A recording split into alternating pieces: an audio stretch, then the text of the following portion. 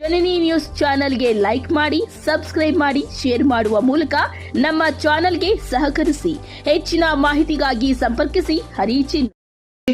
ವಿದ್ಯಾಸಂಸ್ಥೆಗಳು ಅವರ ಜೀವನ ಚರಿತ್ರೆ ಮುಖಾಂತರ ಮಾರ್ಗದರ್ಶನ ಆಗಬೇಕು ಅನ್ನುವಂಥ ದೂರದೃಷ್ಟಿಯಿಂದ ಅವರ ನೆನಪಾಗಿ ಇಲ್ಲಿ ನಾವು ಸ್ಮಾರಕವನ್ನ ಮಾಡ್ತಾ ಇಲ್ಲೇ ಕೆಲವೊಂದು ಕನ್ನಡ ಸಂಸ್ಕೃತಿ ಇಲಾಖೆಯಿಂದ ಈ ಭವನವನ್ನ ಉಸ್ತುವಾರಿಯನ್ನ ಜವಾಬ್ದಾರಿಯನ್ನ ನೋಡ್ಕೋತಾರೆ.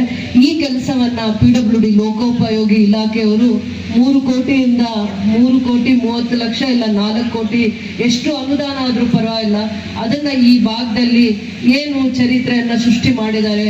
ಅವರು ಒಂದು ಸಮುದಾಯಕ್ಕೆ ಆಸ್ತಿನ, ರೈತರಿಗೆ, ಬಡವರಿಗೆ, ಕಾರ್ಮಿಕರಿಗೆ ಎಲ್ಲರಿಗೂ ಆಸ್ತಿನ, ನಾಡನ್ನ ಕಟ್ಟಿದಾರ. ಅವರ ಚರಿತ್ರೆ ಏನು, ಅವರ ಜೀವನ ಚರಿತ್ರೆ ಏನು, ಸ್ವತಂತ್ರ ಪೂರ್ವದಲ್ಲಿ, ಸ್ವತಂತ್ರ ನಂತರದಲ್ಲೂ ಅವರ ಸೇವೆ ಏನು ಅಂತ ಮೊದಲು ನಾವು ಅರ್ಥ ಮಾಡ್ಕೊಳ್ಳುವಂತ ಅವಶ್ಯಕತೆ ಇದೆ ಅಂತ ಮನಗಂಡು ಇವರೆಲ್ಲರ ಮಾರ್ಗದರ್ಶಕತೆ ಕೆ.ಸಿ. ರೆಡ್ಡಿ ಕುಟುಂಬದ ಒಂದು ಕುಡಿ ನಮ್ಮ ಹಿರಿಯರು ಮಾರ್ಗದರ್ಶಕರು ವೆಂಕಣ್ಣ ಸಹಾಯದಿಂದ ಪ್ರಯತ್ನ ಮಾಡಿದ್ದೀವಿ. ಸರ್ಕಾರ ಹಂತದಲ್ಲಿ ಬೇಕಂದ್ರು ಮತ್ತೆ ಕೆ.ಸಿ. ರೆಡ್ಡಿ ಅವರ ಜೀವನ ಚರಿತ್ರೆ ಈ ಜಿಲ್ಲೆಯಲ್ಲಿ ಅವರು ಯಾವ ರೀತಿ ಸಾಧಕರಾಗಿದ್ದಾರೆ, ಒಂದು ಇಂಡಸ್ಟ್ರಿ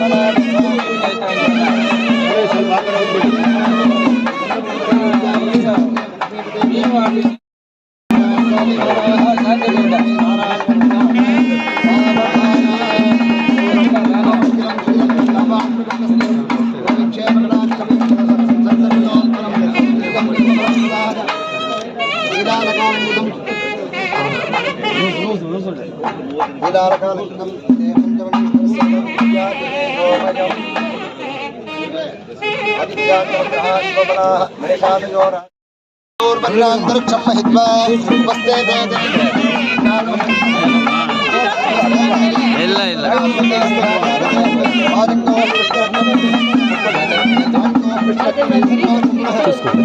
ಜನ